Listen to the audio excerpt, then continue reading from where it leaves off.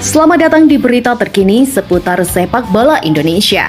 Kali ini kami akan mengupas kabar menarik yang sayang untuk Anda lewatkan. Yuk, simak pembahasan selengkapnya hanya di sini.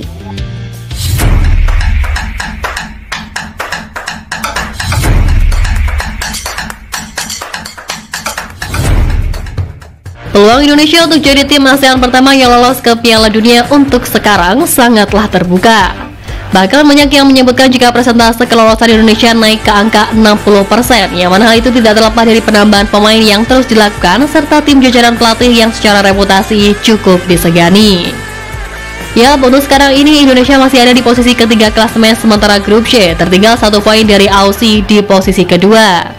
Namun jangan lupa juga kalau biar gimana pun jumlah poin kita sama peringkat keempat sampai ke-6 itu sama, sehingga ya bisa-bisa dibilang 4 laga sisa di grup C ini beneran berasa final.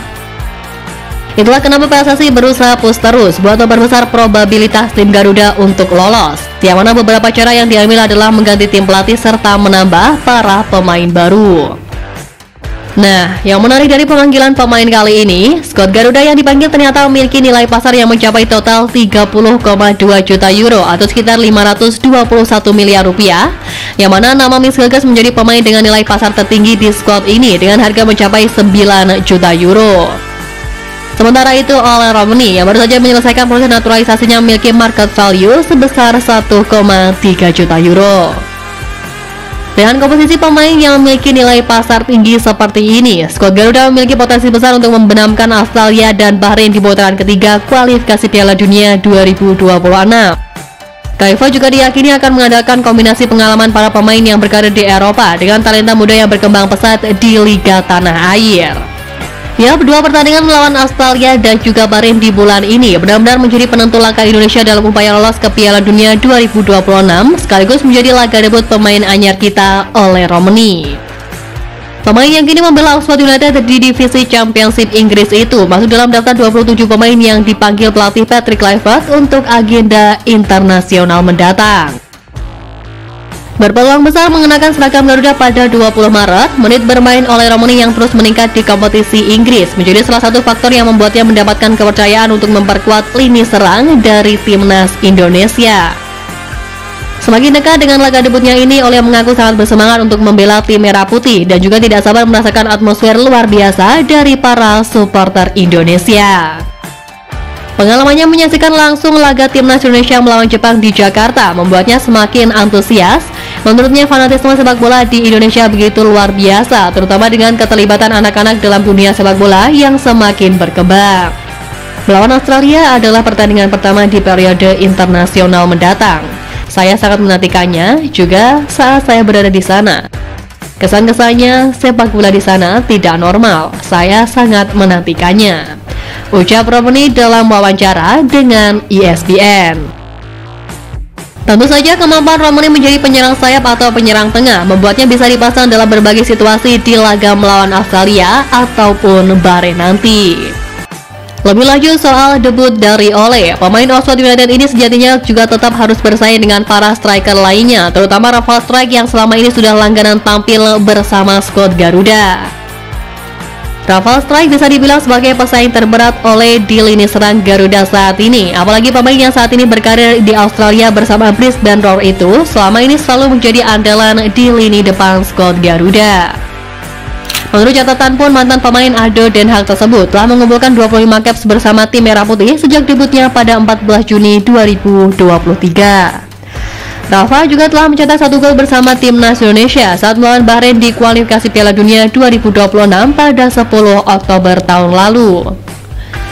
Tak hanya Rafa, Ole Romani juga harus bersaing dengan Ragnar Oratmangun yang telah mencatatkan 9 caps dan berhasil mencetak 2 gol sejak debutnya bersama skuad Garuda pada 26 Maret 2024. Ragnar juga diketahui sukses mencetak gol saat skuad Garuda melawan Vietnam di putaran kedua kualifikasi Piala Dunia, dan setelah itu gol keduanya dicetak saat skuad Garuda melawan Bahrain pada 10 Oktober tahun lalu.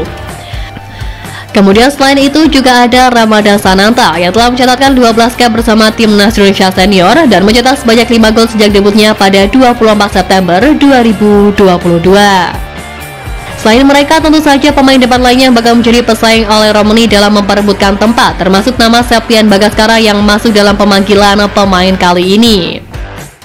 Namun meskipun demikian, menanggapi hal ini, pemain Oxford United itu mengaku siap menghadapi tantangan apapun. Tentu saja ini termasuk bersaing dengan Rafal Strijk dan juga para pemain lainnya. Penyerang berusia 24 tahun tersebut menekankan sebagai pemain, pasti dia ingin menjadi figur penting buat skuad Garuda. Untuk itulah dia tak gentar bersaing dengan Rafal Strijk hingga Ragnar Oratmangun. Oleh akan berusaha memberikan yang terbaik karena keputusan final soal siapa yang akan turun bermain tetap berada di tangan pelatih. Ya, persaingan ketat antar pemain di era ini tentunya bakal kian ngeri. Menilik susunan pemain yang ada pun juga kian mumpuni. Kondisi ini ternyata juga menimbulkan kekhawatiran di kubu Australia, yang mana hal itu dibocorkan oleh pemain timnas Indonesia Sandy Walsh.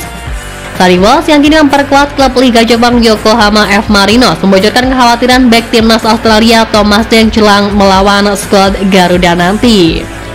Bagi yang belum tahu, Thomas Deng saat ini juga berkarir di klub yang sama dengan Sandy, sehingga keduanya sering mengobrol.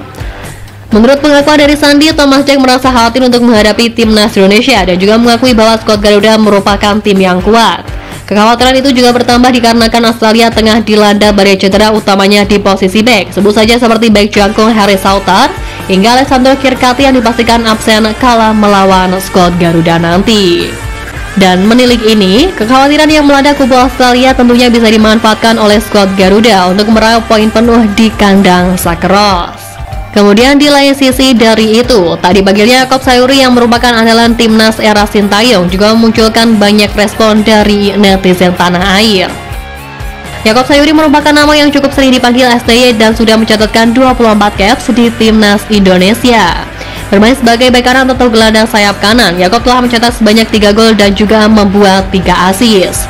Meski diajukan oleh Patrick Kluivert dalam pemanggilan kali ini, pemain Malut United itu merespon dengan cukup positif dengan mendoakan bahwa timnas Indonesia agar bisa meraih hasil yang baik. Sukses buat semuanya, semoga mendapat hasil yang terbaik. Hormat. Tulis Yaakob Sayuri di Instagram story-nya. Untuk saat ini sendiri, pemain di sektor kanan yang dipanggil oleh Patrick Kluivert ialah Sandy Walsh, Kevin Dykes hingga Eliano Reinders, yang mana tentu saja harapannya timnas Indonesia bisa meraih hasil positif dengan susunan pemain anyar yang ada sekarang ini. Hari terus berganti dan jarak ke pertandingan juga makin dekat. Patrick Kluivert beserta tim pelatih yang lain sebisa mungkin harus bisa segera menentukan strategi yang tepat usai resmi mengumumkan skuad yang bakal dimainkan di laga bulan ini. Tentu saja dua laga penting di bulan Maret, apapun caranya harus bisa mengambil kemenangan, dan itulah yang sedang diusahakan betul oleh semua tim saat ini. Jika berkaca dari skuad yang ada sekarang, sebenarnya kemenangan Garuda dirasa cukup realistis, terlebih dengan kondisi lawan yang sedang tidak baik-baik saja seperti sekarang. Ya, Bahrain, rival yang bakal kita jamu di tanggal 25 nanti diketahui sudah bersiap sejak awal dengan menjalani latihan di bulan Ramadan ini. Pelatih Bahrain Dragan Talajik mengungkapkan bahwa anak asuhnya sangat bekerja keras di sesi latihan. Namun dari start awal ini ternyata Talajik juga mengungkapkan bahwa terdapat beberapa pemain yang disebutnya mendapatkan beberapa masalah fisik jelang bersua tim Garuda. Sejatinya langkah yang dilakukan Bahrain ini menandakan bahwa mereka benar-benar tidak menganggap remeh timnas Indonesia dan juga ingin tampil maksimal di laga nanti. Apalagi dalam skuad yang dibawa mereka, dengan Talajik memanggil 26 pemain yang 8 diantaranya merupakan penyerang.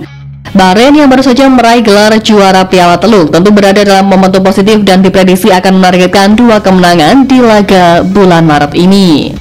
Mereka juga tahu bahwa Indonesia merupakan lawan yang tak bisa dianggap enteng setelah pada leg pertama sebelumnya skuad Garuda berhasil menahan imbang Bahrain.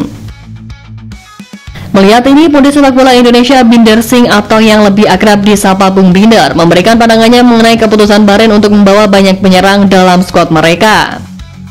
Baginya, keputusan ini mencerminkan ambisi Bahrain untuk meraih kemenangan melawan Indonesia dan kemungkinan besar pun mereka akan mengusung permainan menyerang saat bertanding melawan tim Garuda nanti.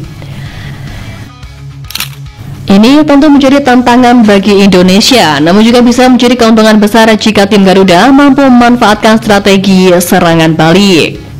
Tapi meski demikian, yang terpenting bagi skuad Garuda saat ini adalah bermain dengan taktik yang matang. Permainan indah atau terus-menerus menyerang bukanlah prioritas utama. Yang paling penting adalah bagaimana tim bisa bermain secara taktis sesuai dengan kekuatan dan juga kelemahan lawan.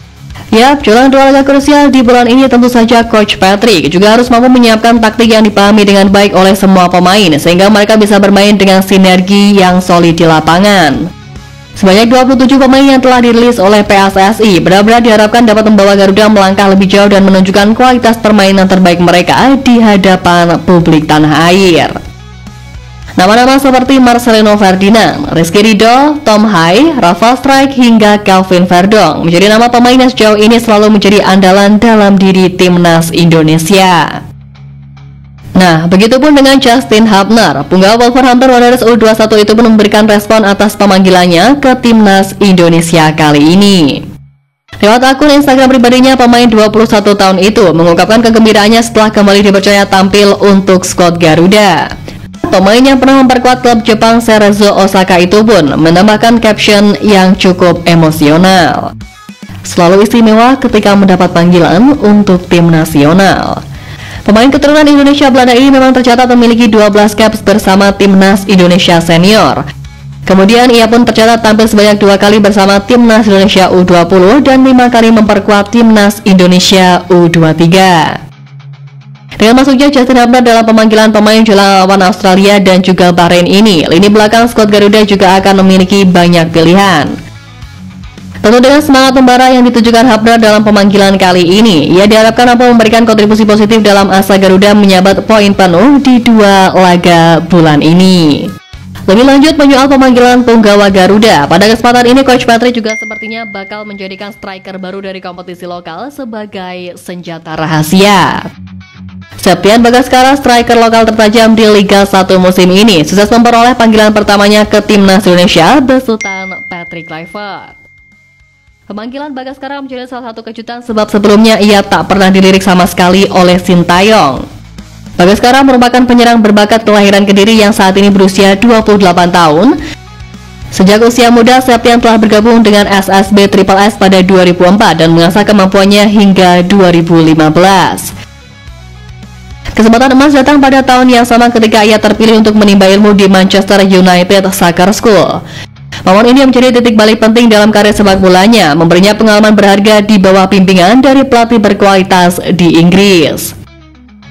Aksi impresifnya itu membuktikan bahwa dirinya memiliki potensi untuk bersaing di level yang lebih tinggi, dan sepulang dari Inggris, ia langsung melanjutkan karir profesionalnya di Indonesia dengan bergabung ke Persedikap Kabupaten Kediri pada 2016. Pada 2017, pemain berusia 28 tahun itu mendapat kesempatan besar dengan bergabung ke Persik Kediri, klub yang membantunya menorehkan prestasi yang luar biasa.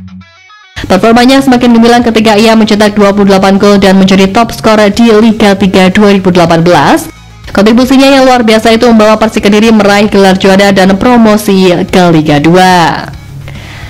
Terus menerus catatan impresif sepanjang memperkuat klub-klub di tanah air. Pada 2023, Septian Bagaskara mengambil langkah baru, bergabung ke Dewa United dan tetap menunjukkan ketajamannya di lini depan meskipun kerap berstatus sebagai pemain pengganti. Dengan tinggi badan 183 cm dan juga kemampuannya dalam duel udara, ia menjadi senjata utama Dewa United dalam mencetak gol di musim ini. Tentu menilik ini bukan tak mungkin striker gacor Liga 1 tersebut bakal menjadi senjata bagi Coach Patrick untuk menghadapi Australia dan Bahrain di akhir bulan nanti. Ya, terlepas dari apapun, dalam lanjutan babak ketiga ini, yang jelas Patrick Kluivert dan Tony Popovic akan memperebutkan posisi runner-up klasemen sementara dari grup C, sebab saat ini Australia mengoleksi 7 poin dan Indonesia 6 poin. Selisih 1 angka itu membuat skuad Garuda optimis bisa menduduki peringkat kedua, apalagi dengan bekal kemenangan pada pertandingan sebelumnya melawan Arab Saudi. Jika melihat dari rekam jejak kedua pelatih, baik Kluivert dan Popovic, keduanya punya karir yang cukup menarik. Dengan A-League sebagai basis karirnya, Popovic sudah membuktikan dirinya dengan trofi-trofi besar, terutama di AFC Champions League yang sangat prestisius. Kemudian untuk Kluivert, meskipun masih belum menemukan kestabilan dalam perjalanan kepelatihannya, namun kita tidak bisa lupakan bahwa Kluivert masih punya potensi besar untuk berkembang.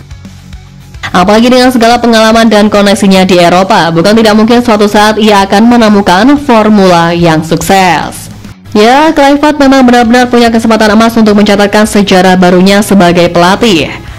Apalagi skuad Garuda dalam tren yang positif untuk bisa lolos ke Piala Dunia, sehingga ia pun cukup pede jelang laga di bulan Maret ini, ditambah dengan skuad mumpuni yang ada seperti sekarang.